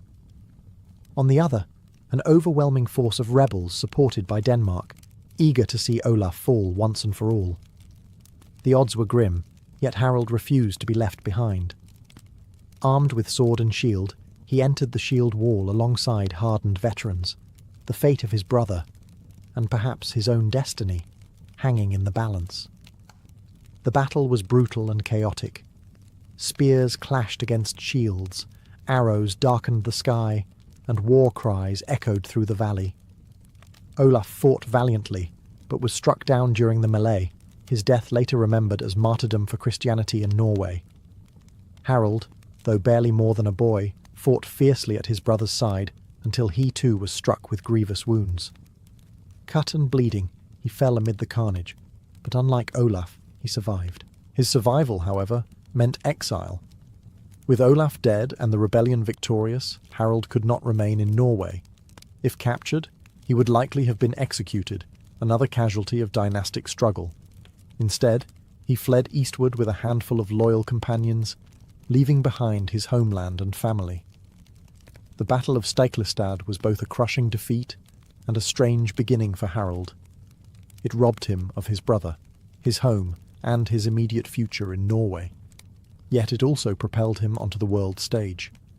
Forced into exile, he would wander farther than almost any Viking before him, to Kiev, Constantinople, Sicily, and beyond, carrying with him the scars of Stiklestad and the burning ambition to one day return as more than just a survivor. After the blood-soaked fields of Stiklestad, Harald Hardrada was a fugitive. Norway was closed to him, and Knut's dominion stretched wide across Scandinavia. For a young warrior with ambition as vast as Harald's, exile was not an end, but an opening. With a band of loyal men, he turned east across the forests and rivers of Sweden, until he reached the glittering court of Prince Yaroslav the Wise in Kiev. Yaroslav's court was a crossroads of cultures. Slavs, Norsemen, Greeks, and steppe nomads mingled in the bustling capital. To Harald, it was a place of opportunity. He offered his sword to Yaroslav and soon gained a place among the prince's elite warriors. The sagas describe Harald as bold and commanding, and even in his youth, his charisma drew men to follow him. Yet Kiev was only a stepping stone. Harald sought adventure, riches, and renown beyond anything Scandinavia could offer. From Kiev, he travelled south to the great empire of Byzantium. Arriving in Constantinople, Miklagard, the great city, as the Norse called it, Harald entered the service of the Varangian Guard, the emperor's elite corps of foreign warriors. These men, famed for their loyalty and ferocity, were often recruited from the Norse world, and Harald quickly rose among them. His height, presence, and battle-tested courage made him stand out, even in a brotherhood of hardened killers. For nearly a decade, Harald fought under the banners of Byzantium. He sailed to Sicily, battling Arab forces. He marched through Asia Minor, clashing with enemies of the empire. He even fought in the Holy Land, guarding pilgrims and securing routes for the emperor. The sagas, never modest in their praise, claim he fought 80 battles during these years, earning both wealth and scars. The Varangian Guard was more than a military unit. It was a brotherhood bound by oath and fortune. Harald's service brought him immense riches, gold, jewels, and silks from the empire's treasuries, wealth he carefully stored away with Yaroslav in Kiev for his eventual return to Norway. But just as important as treasure was reputation. Harald's name became known far beyond Scandinavia. He was no longer just the boy who had fled Stiklestad. He was a commander of the Emperor's Guard, a man who had carved his legend across the Mediterranean. Exile had turned into opportunity. In Constantinople, Harold became more than a dispossessed prince. He became a warrior of renown, his saga growing with each campaign, his ambition burning hotter than ever. Harold's years in Constantinople transformed him from a wounded exile into a seasoned commander. To the Byzantines, he was known not as Harold, but as Araltes, and within the Varangian Guard, he quickly distinguished himself for his cunning and ferocity. These warriors were the emperor's personal bodyguards, feared throughout the empire as much for their towering presence as for their loyalty, and Harold soon rose to a place of leadership among them. The sagas portray him as restless, never content to remain in garrison when there was fighting to be had. He fought in campaigns across the empire's vast frontiers. In Sicily, he joined the Byzantine struggle against Arab forces, storming fortresses and raiding coastal towns. In the east, he clashed with Bulgars and other enemies threatening imperial borders. Some stories even place him in Jerusalem, where he supposedly helped guard the holy city during an expedition into the Levant. Whether every tale is true or embroidered, the impression is clear. Harold sought war like others sought food, and he found it in abundance. His service brought him immense wealth. The Varangians were famously rewarded with gold and plunder, and Harold proved shrewd in hoarding his earnings. Instead of spending it all in Constantinople's taverns and markets, he sent his treasures back to Kiev, entrusting them to Prince Yaroslav for safekeeping. This prudence showed that Harold's ambitions were always fixed on the future, on returning to Norway not as an exile, but as a man wealthy enough to command loyalty. Yet Harold's rise was not without controversy. The sagas hint at clashes with Byzantine officials, even suggesting that he may have fallen out of favour with the emperor. One tale accuses him of imprisoning a noblewoman or overstepping his authority, forcing him to flee the empire under strained circumstances. Whether exaggerated or not, the stories capture Harold's character: bold, willful, and unwilling to bend, even to emperors. By the time he left Constantinople around 1042, Harold was no longer the boy who had limped from Stiklestad. He had become a hardened commander, a man who had seen the wealth of empires and tested himself against the strongest foes of his age. Gold filled his coffers, scars lined his body, and ambition drove his heart. The exile had been tempered in fire, and now Harold Hardrada was ready to reclaim his destiny. By the early 1040s, Harold Hardrada had everything a Viking prince could want: gold, renown, and battle-forged authority. What he lacked was the one thing he had been chasing since his youth: a throne. With the wealth he had carefully stored in Kiev and the prestige of his Byzantine campaigns, Harold returned to the north, determined to carve out his rightful place in Scandinavia. His first stop was Kiev, where he reclaimed the treasures he had entrusted to Prince Yaroslav the Wise. But his ties to Yaroslav went deeper than gold. During his years abroad, Harold had married Yaroslav's daughter, Elisiv, cementing a powerful alliance with the Kievan court.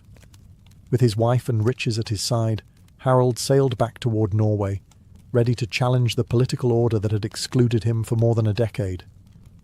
At this time, Norway was under the rule of King Magnus the Good, the illegitimate son of Harold's half-brother, Saint Olaf. Magnus was respected and capable, but Harold saw an opportunity. He claimed his share of the kingdom as Olaf's surviving brother, leveraging both bloodline and the immense wealth he had brought home. Magnus could not ignore Harold's challenge, especially since Harold had also gathered support in Denmark and Sweden. The confrontation did not end in bloodshed, however. Instead, the two men agreed to share the throne, ruling Norway as co-kings. It was an uneasy arrangement, full of rivalry and suspicion. Harold, older and far more experienced, was impatient with Magnus's authority, while Magnus, wary of Harold's ambition, kept a careful watch on his uncle. Yet this compromise allowed Harold to re-establish himself in Norway, without plunging the kingdom into outright civil war. When Magnus died suddenly in 1047, Harold became the sole king of Norway. At last, after years of exile, mercenary service, and restless ambition, the throne he had sought since Stiklestad was his. But Harold was not content with Norway alone. Almost immediately, he turned his gaze outward, to Denmark, to England, to anywhere his sword and cunning might expand his power. Harold Hardrada had returned home not as a fugitive, but as a ruler. Yet true to his nature, he would not stop at simply holding Norway. For Harold, kingship was only the beginning of a saga that would soon stretch across northern Europe, and eventually bring him face to face with destiny on an English battlefield. Harold Hardrada was never satisfied with simply being King of Norway. From the moment he secured the throne in 1047, he turned his attention to Denmark, a kingdom with which Norway had long been locked in rivalry. To Harold, ruling Norway was not enough. He wanted the full legacy of his Viking forefathers, the North Sea Empire that once bound Denmark, Norway, and even England together under one crown. His adversary was King Svein Estridsson, a cunning and resilient ruler who had already weathered the storm of Magnus the Good. With Magnus dead, Harold launched campaign after campaign against him. For nearly 2 decades, the two kings waged an exhausting struggle, raiding, counter-raiding, and battling for supremacy across the seas. Harold's fleet struck the Danish coastlines relentlessly, burning villages, seizing livestock, and terrorizing Svein's subjects in an effort to undermine his support. The sagas describe Harold as merciless in these wars, earning his title Hardrada, the Hard Ruler. He was a man who ruled through iron will and iron sword, punishing disloyalty and driving his men with ruthless discipline. Yet despite his ferocity, Denmark proved stubborn. Svein always seemed able to recover, rallying his forces and striking back when Harold's fleets withdrew. The conflict became less about decisive victories and more about wearing the other side down. Naval battles played a central role. Viking longships, sleek and deadly, filled the seas as Harold attempted to blockade Denmark and force submission. He fought fiercely at battles such as the one near Nisa in 1062, where Harold's fleet inflicted heavy losses on Svein but failed to destroy him outright. It was a frustrating pattern. Harold won victories on the battlefield, but he could not translate them into political dominance. By the mid-1060s, both men were weary. Harold had drained Norway's resources, demanding heavy taxes to fund his endless campaigns, while Svein stubbornly clung to his throne. In 1064, the two finally reached a truce, recognizing each other's rule and ending the destructive stalemate. For Harold, it was a bitter compromise. He had dreamed of uniting Norway and Denmark, but instead he was forced to settle for peace without conquest. Yet Harold's ambition did not cool. If Denmark could not be his, perhaps England could. Rumours of opportunity across the sea soon caught his ear, and Harold Hardrada, true to his restless nature, prepared to gamble everything on one final daring invasion. By the early 1060s, Harold Hardrada had fought in the east, ruled in the north, and challenged Denmark in endless war. Yet his ambition still burned. When word came that the English throne might be within his grasp, Harold seized upon it as the ultimate prize, a chance to restore the old Viking legacy of England as part of a northern empire. The pretext came through family ties and politics. The Danish king, Canute the Great, had once ruled England as well as Denmark and Norway, creating a vast North Sea dominion. Though that empire had fragmented after his death, Harold believed he still had a legitimate claim, inherited through treaties made between Magnus the Good and Harthacnut of Denmark. When Harthacnut died in 1042, Magnus had briefly styled himself King of England. After Magnus's death, Harold declared that his right to England had passed to him. It was a claim built on tenuous legal strings, but Harold was not a man to let paperwork stop him. Opportunity arose in 1066. King Edward the Confessor of England died without a clear heir, sparking a crisis of succession. Harold Godwinson, the powerful Earl of Wessex, seized the crown. But rivals immediately challenged him. William, Duke of Normandy, claimed Edward had promised him the throne, and Harold Hardrada saw his own chance to press his inherited claim by force. Harold's bid was not made alone. Tostig Godwinson, Harold's own estranged brother, had been exiled from England and sought revenge. Tostig allied with Harold, promising support and urging him to invade. For Harold, this was the spark he needed, the chance to unite his warriors, revive Viking glory, and perhaps become the last great conqueror of the age. In the summer of 1066, Harold gathered a massive fleet, some sources claim nearly 300 ships, and sailed for England. His warriors were hardened veterans, many of them veterans of the wars against Denmark, eager for plunder and glory. As the sails caught the wind and the prows cut through the waves, Harold must have believed destiny was at last in his hands. England, rich and fertile, awaited him. The saga of Harold Hardrada was about to reach its climax, not in Norway, not in Byzantium, but on English soil. In September of 1066, Harold Hardrada's long ambition turned into action. With a fleet of hundreds of ships and thousands of men, he crossed the North Sea to stake his claim on the English crown. At his side was Tostig Godwinson, the bitter exiled brother of Harold, the newly crowned King of England. Together, they planned to topple Harold's rule and carve out a new North Sea empire. The invasion began in the north of England, where Harold struck with the speed and ferocity that had defined his career. He landed his forces near the River Ouse and quickly advanced on the city of York, the great northern stronghold. At Fulford on September 20th, 1066, Harold met the forces of the northern earls, Edwin of Mercia and Morcar of Northumbria. The battle was fierce, but Harold's veterans proved unstoppable. His disciplined warriors drove the English back, crushing their resistance. The victory was decisive. York submitted, and the gates of northern England seemed open to him. After decades of war, exile, and ambition, Harold stood on the brink of triumph. Flush with victory, he began to organize his hold on the north.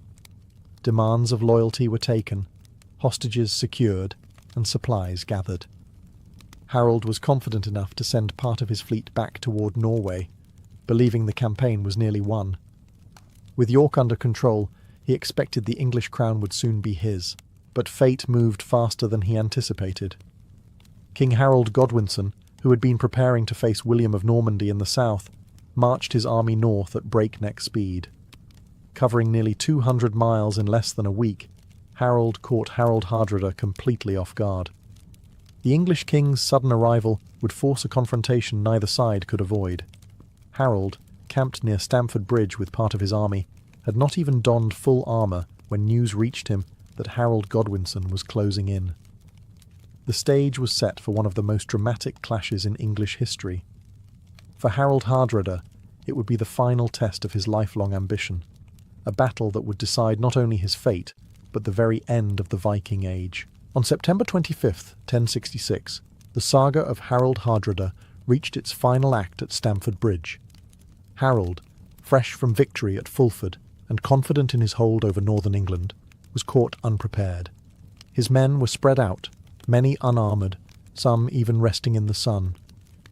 They expected negotiations with York, not the sudden arrival of Harold Godwinson's army, which had marched north at incredible speed. The clash began with a desperate defence. According to legend, a single giant Norse warrior held the bridge against waves of English soldiers, cutting them down until he was finally killed from beneath by a spear thrust through the planks.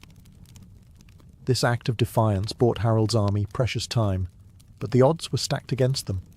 Harold Godwinson's forces were fresh, heavily armed, and eager to crush the invaders. Harold, true to his name, hard ruler, refused to retreat. Tall, fierce, and unmistakable on the battlefield, he led his warriors into the fray with the same relentless courage that had carried him from Norway to Byzantium and beyond. But fate was merciless. In the heat of the battle, an arrow struck him in the throat. The great Viking king collapsed, his voice silenced in the chaos of clashing steel and shouting men. The death of Harold Hardrada shattered Norse morale. His men fought on desperately, but without their leader, the tide turned quickly. Thousands of Vikings were cut down, and of the great fleet that had crossed the North Sea, only a fraction returned. The sagas tell us that while Harold had arrived in England with over 300 ships, barely 24 were needed to carry the survivors back to Norway. Harold's fall at Stamford Bridge was more than the death of a king. It was the symbolic end of an era. For nearly 3 centuries, Vikings had raided, traded, and ruled across Europe, feared as the scourge of kingdoms and empires. With Harold's defeat, the age of great Viking adventurers effectively closed. Just weeks later, William of Normandy would win at Hastings, reshaping England forever, but the Viking threat was finished. Thus ended the saga of Harold Hardrada, warrior, exile, mercenary, king, and would-be conqueror of England. His life embodied the restless spirit of the Viking Age, and his death marked its final chapter. After Stamford Bridge, the world of Europe moved on, but Harold's legend, fierce, ambitious and unyielding, lived on in the sagas that still call him the last great Viking king.